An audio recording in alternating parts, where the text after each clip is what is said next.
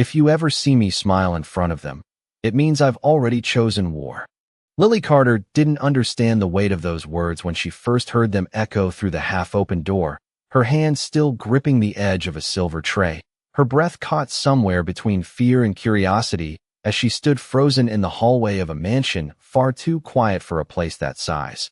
The marble floors beneath her feet reflecting the soft chandelier light, like a mirror she didn't belong in, and she knew. She wasn't supposed to hear this, wasn't supposed to see him like that.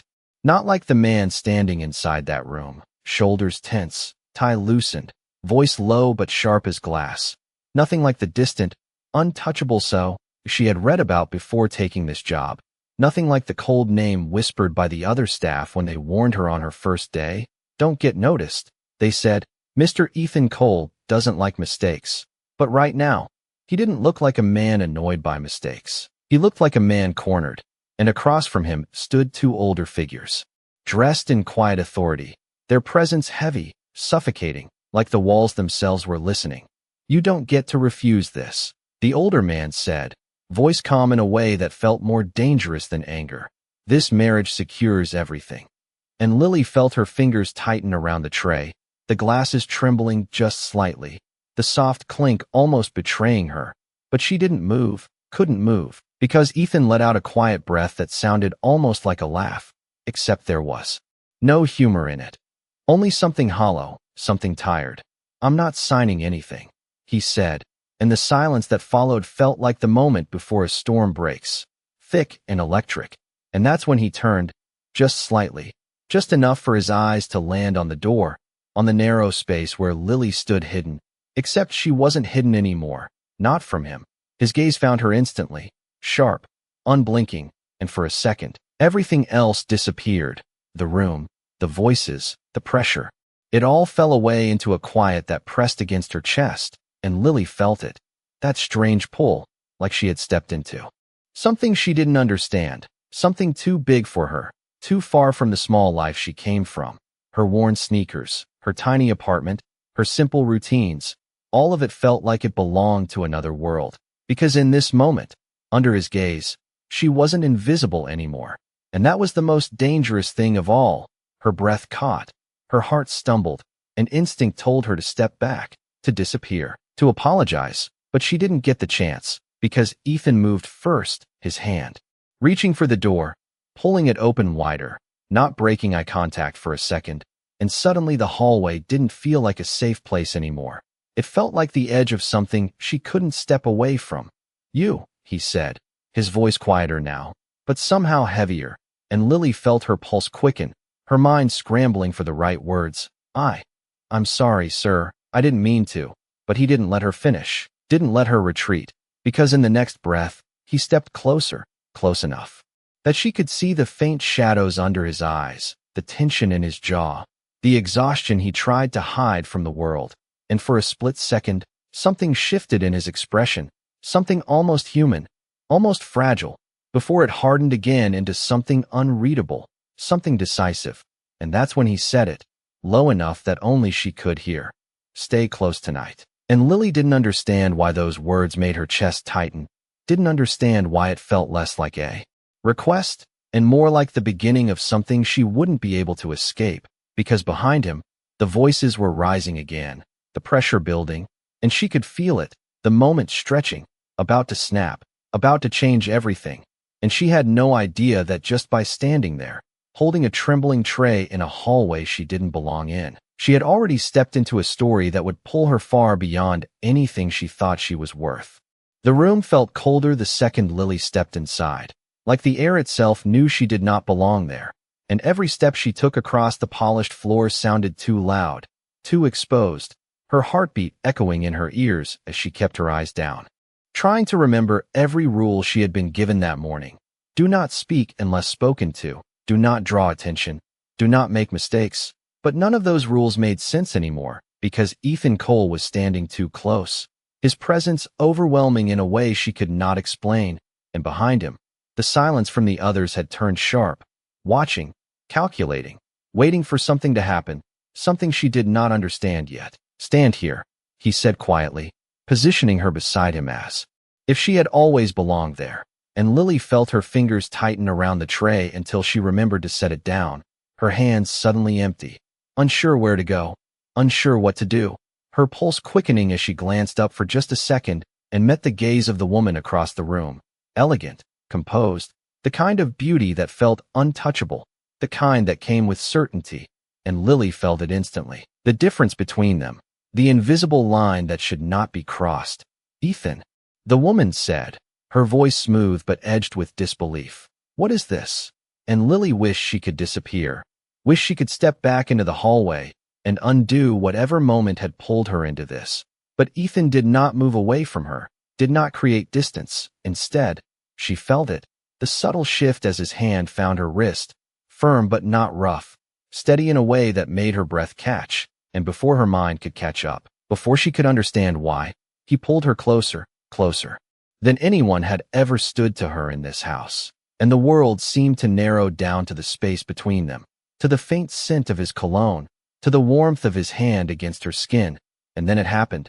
So sudden it felt unreal, his other hand lifting just slightly to tilt her chin, his eyes locking onto hers for a fraction of a second, something unreadable flickering there, something almost like a warning. And then his lips brushed against hers, soft but undeniable, not lingering, not forceful, just enough to silence the room, just enough to turn everything into stillness. And Lily froze, her mind blank, her body caught between shock and something she could not name, because this was not something that should happen to someone like her, not in a room like this, not in front of people who held power over everything she did not have.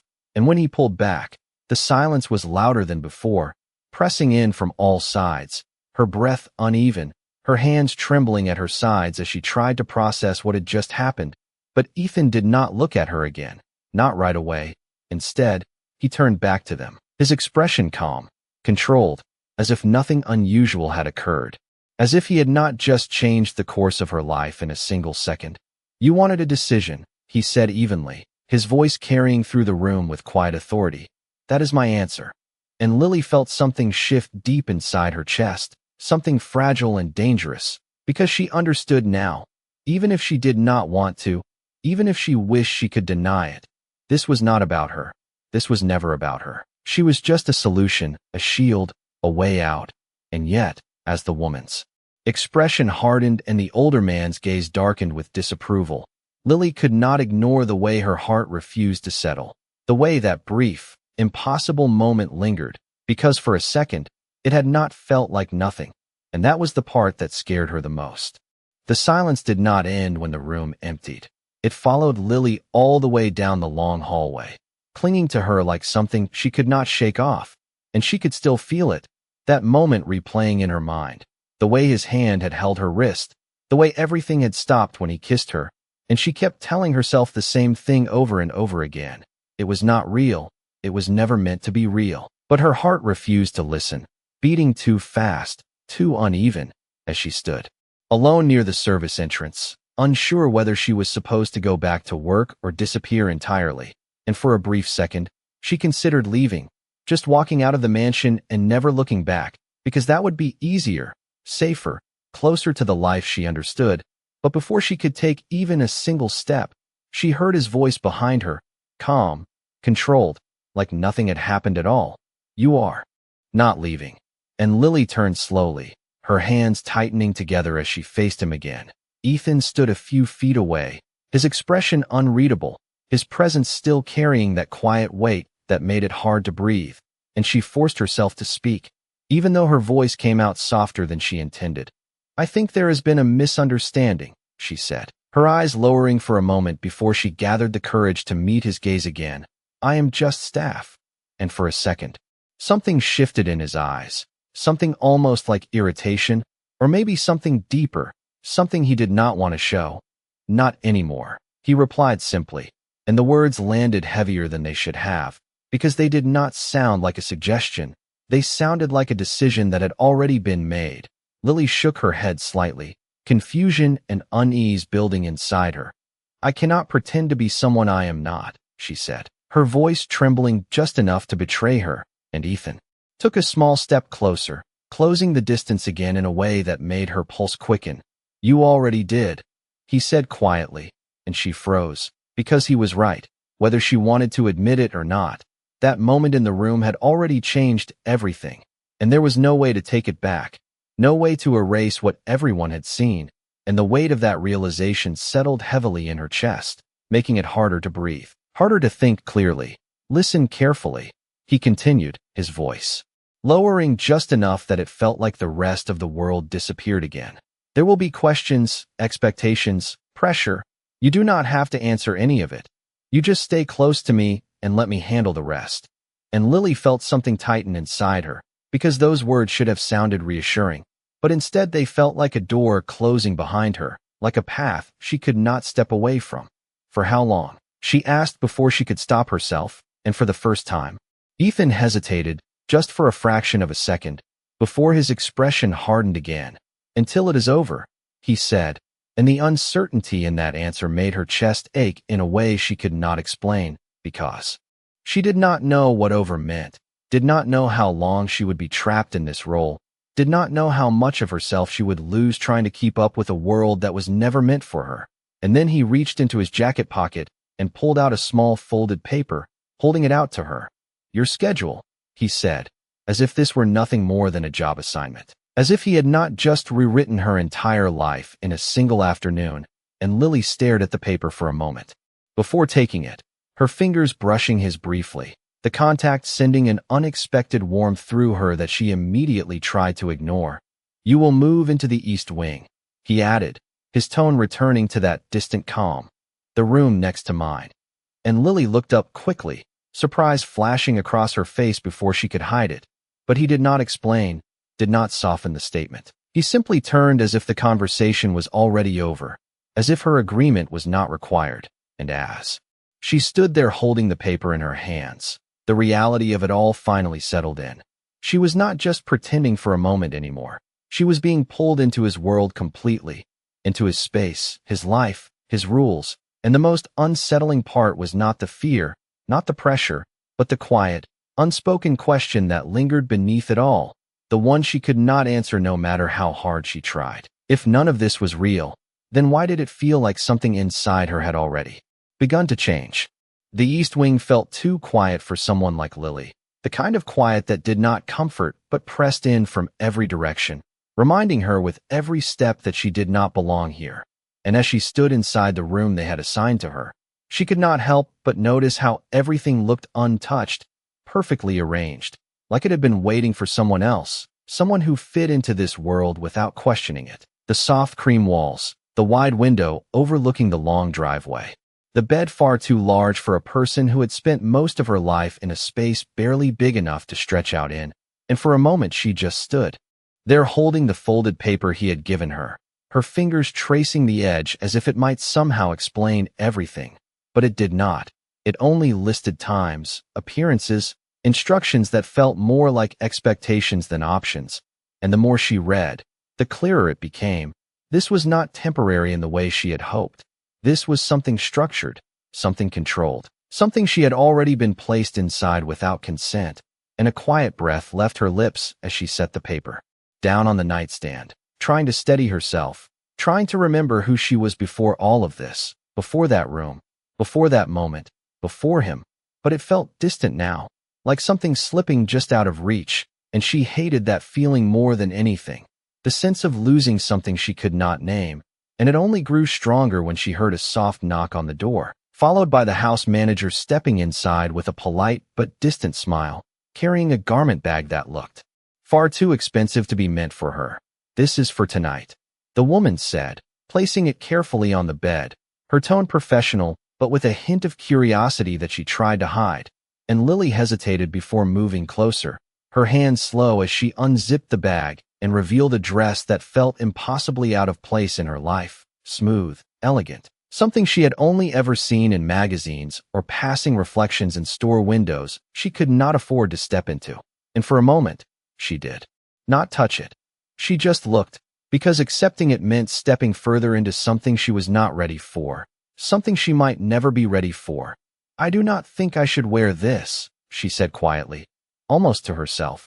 But the house manager only gave a small nod, as if she had expected that response. Mr. Cole has already made the arrangements, she replied, and those words settled heavily in the room, leaving no space for argument. And Lily felt it again, that tightening in her chest. That quiet realization that everything around her was moving forward whether she was ready or not, whether she agreed or not. And after a moment, she reached out, her fingers brushing against the fabric, soft and unfamiliar. And something about it made her pause, not because of how it looked, but because of what it represented, a version of herself she did not recognize. And that was when she heard his voice again, not from behind this time, but from the doorway, low and steady. It fits the setting. And Lily turned, her breath catching slightly as she saw him leaning against the frame, his presence filling the space in a way that made everything else fade just a little, and for a second, neither of them spoke, the silence stretching between them, not uncomfortable, but heavy with things left unsaid. "I am not part of your world," she said finally, her voice soft but steady, and Ethan did not respond right away, his gaze resting on her in a way that made it hard to look away, as if he were studying something he did not fully understand.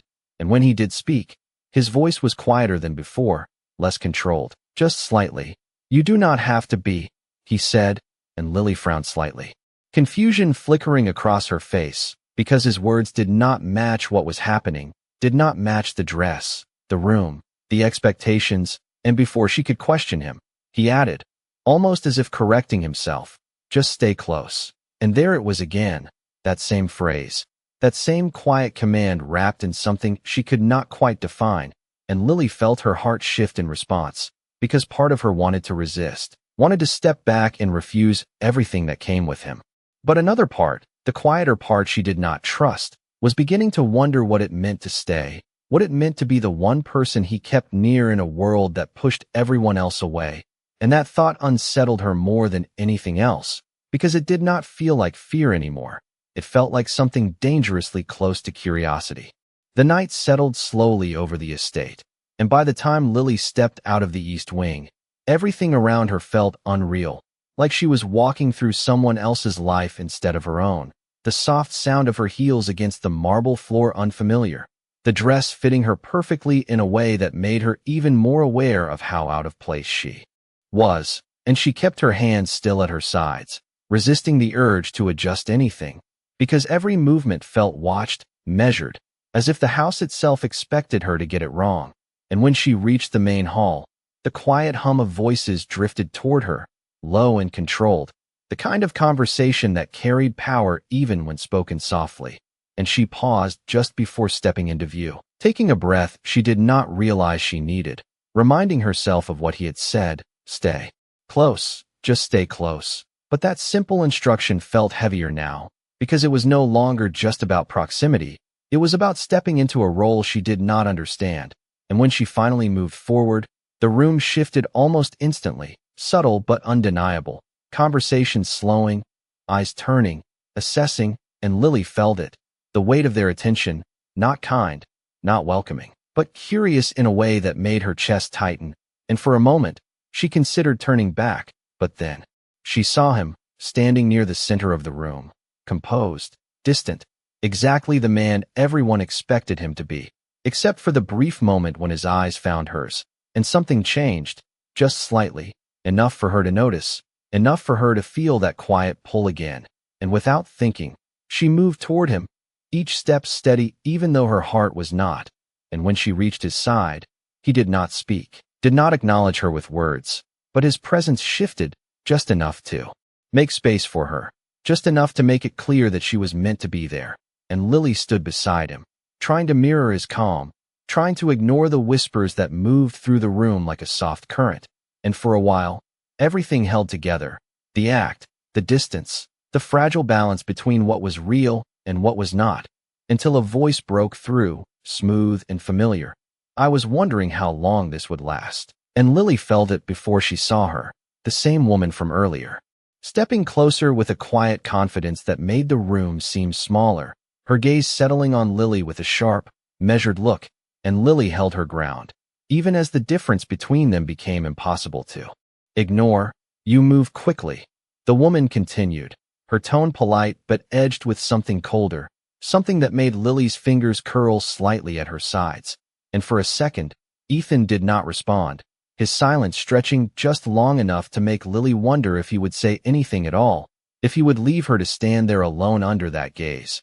But then he did, his voice calm, controlled, exactly as it had been before. "I do not waste time," he said, and the words were simple, but they carried weight, enough to shift the tension in the room, enough to make the woman's expression tighten, just slightly, and Lily felt a quiet breath leave her chest, not relief exactly, but something close to it, because he had not stepped away, he had not denied what he started, and yet, as the conversation moved on, as the room adjusted around them, she could not ignore the growing realization settling inside her. This was not just a performance for one moment. This was something she was expected to carry, to hold together in front of people who would be watching for every mistake, every crack. And the more she stood there, the more she felt the distance between who she was and who she was pretending to be, a gap that seemed impossible to close.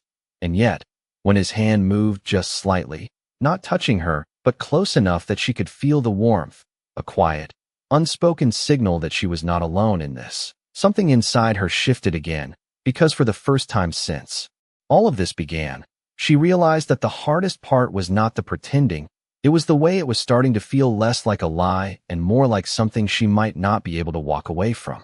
The night stretched longer than Lily expected, and by the time the last of the guests began to leave, the air in the house felt thinner, quieter, like something had been held together for too long and was finally starting to loosen, and she remained where she was until the room nearly emptied, unsure if she was supposed to stay or go, unsure what came next now that the performance had ended.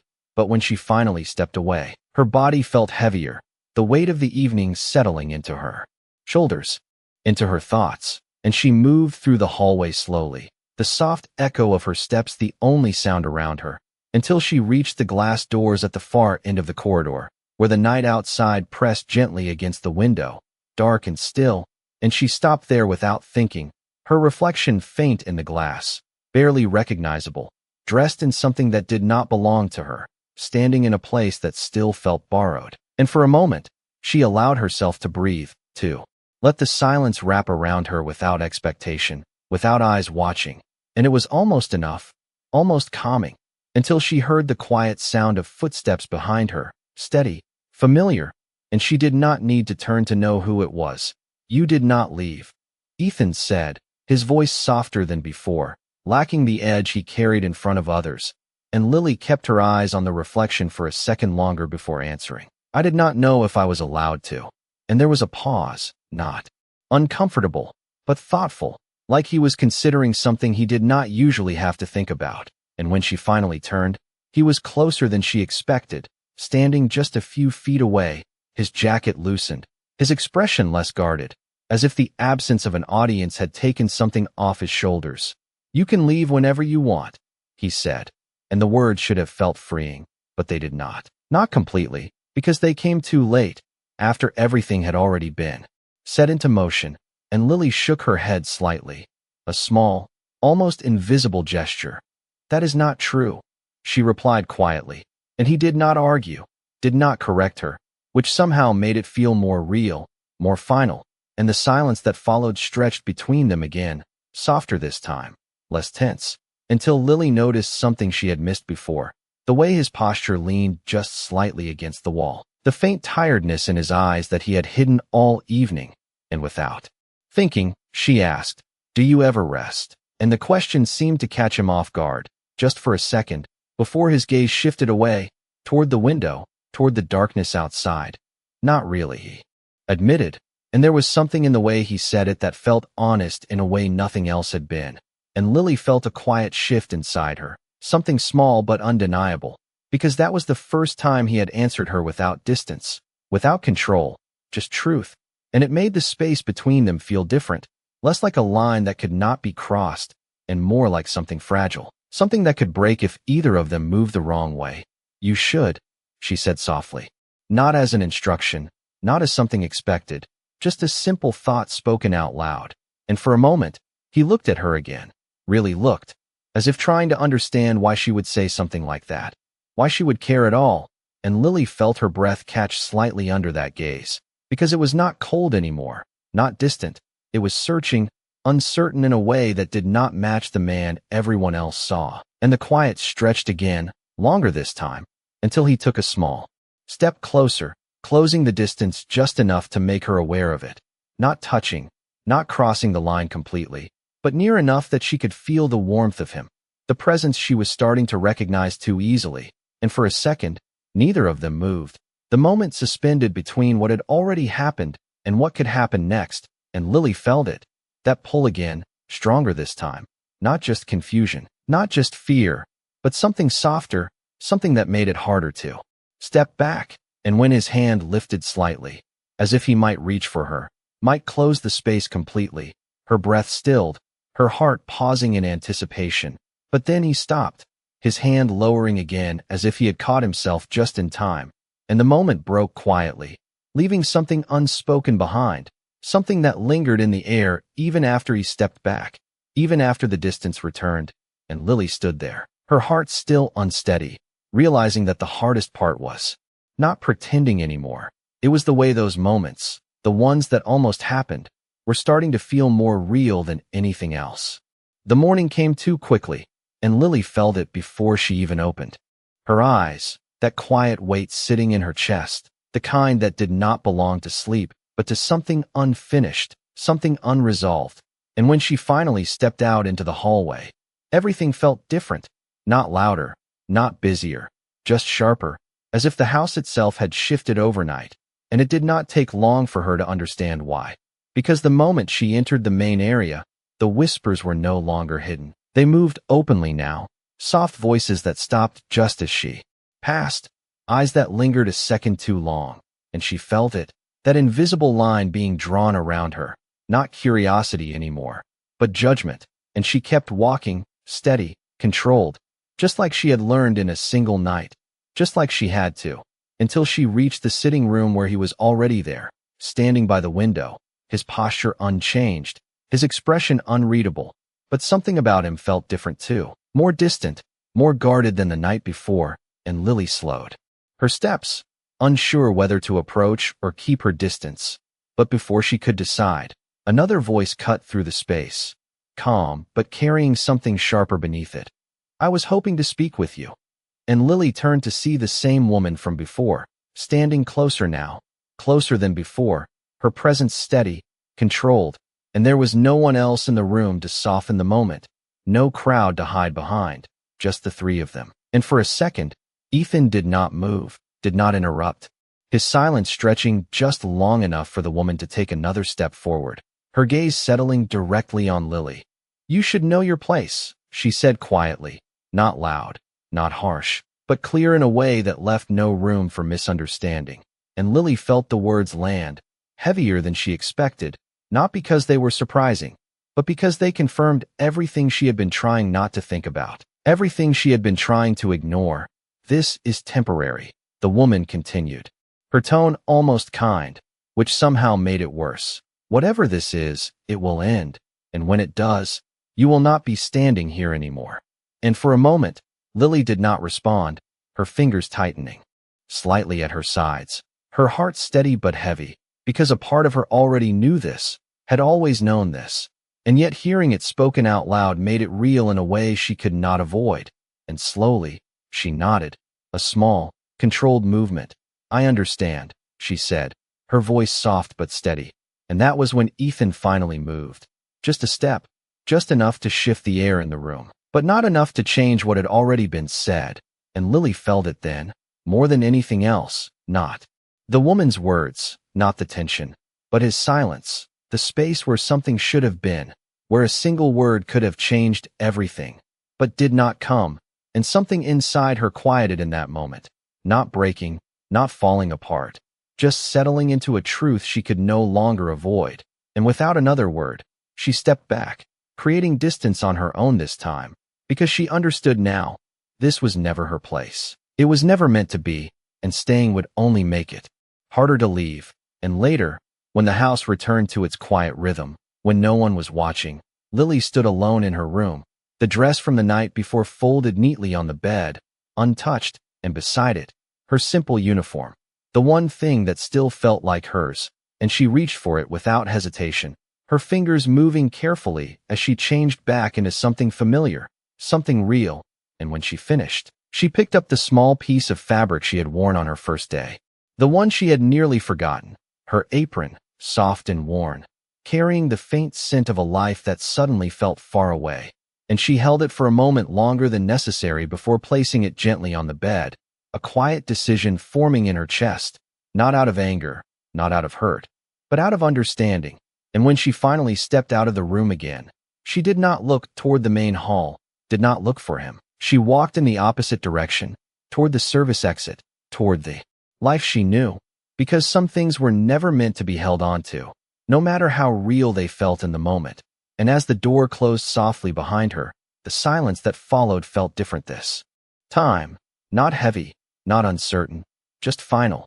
And somewhere inside the house, without knowing it yet, something shifted the second she left, something that would not settle back into place the way it had before, because for the first time since everything began, she had chosen to walk away before it could break her, and in doing so, she had left behind the one thing Ethan Cole had not realized he needed until it was already gone, and the absence of it would begin to echo through everything he thought he could control, long before he understood what he had lost, and why it mattered more than anything he had refused to fight for until now.